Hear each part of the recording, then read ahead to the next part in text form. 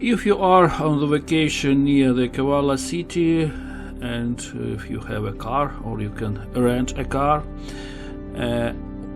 you can go over the nearby mountain and approximately 40 or 50 kilometers to reach this antique city. There is a parking area. Usually there are not so many cars, so not so many visitors, and some small cabin where you can buy tickets. Entrance is approximately €8 as far as I remember.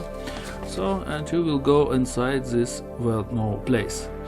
So this is ancient Macedonian city, and it was founded by King Philip II, the father of Alexander the Great. And this is a real open-air museum in which different eras intertwined: Hellenistic, Roman, Christian, Byzantine, Muslim, and where excavations are ongoing to this day, replenishing European museums with valuable exhibits of world archeology. And also it was here where in the year 49 from the Nativity of the Church that the foot of the Apostle Paul set his foot, and after which a period of bright events began in his history that seriously influenced the course of the history of the world religion. The apostle baptized a woman named Lydia, and this woman, she was the first baptist. It was the first baptism of a woman in Europe, and Lydia's home church became the first church in Europe. And this memorable place has survived to this day, and even now you can find a chapel built in honor of Saint Lydia. And now it's an attraction for believers from all over the world.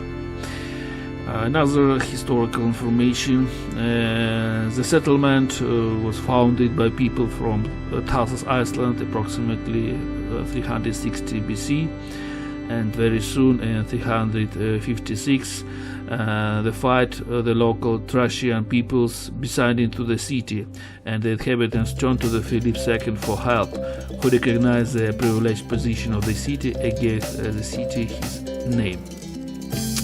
Also in 42 AD, the battle near Philippi, there was battle. It was a victory of Octavian and Antony for followers of Julius Caesar's policies and ended democracy in the Rome, and paving the way for Octavian to create an empire. And Philippi became a Roman colony, and the city reached its peak in approximately 50 years AD. And what I can tell you more?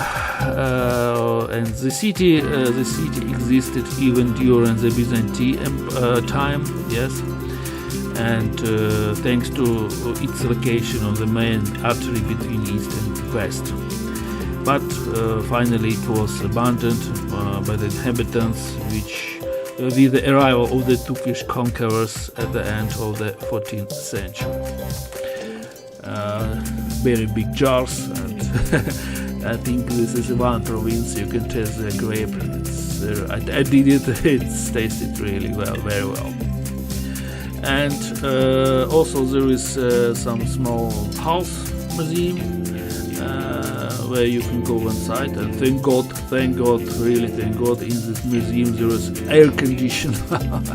And believe me, when the temperature outside is around 38 or 40, this air conditioned museum really very good found.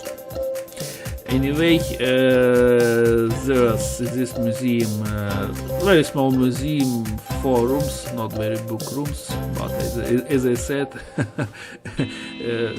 thanks to air conditioning, it's visiting this museum can be very, very good. A lot of inscription in English. Also there are some QR codes you can scan, by the way, and to translate by Google Translator to your home language.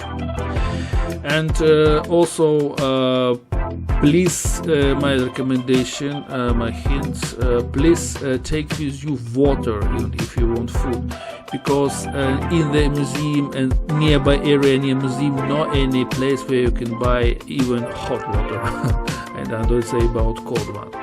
So please take food and water with you, and also take care of your hats or caps, because it's open air area, not so many trees, and all the excursions are being made all under the sun, and the temperature can be around 40. But welcome.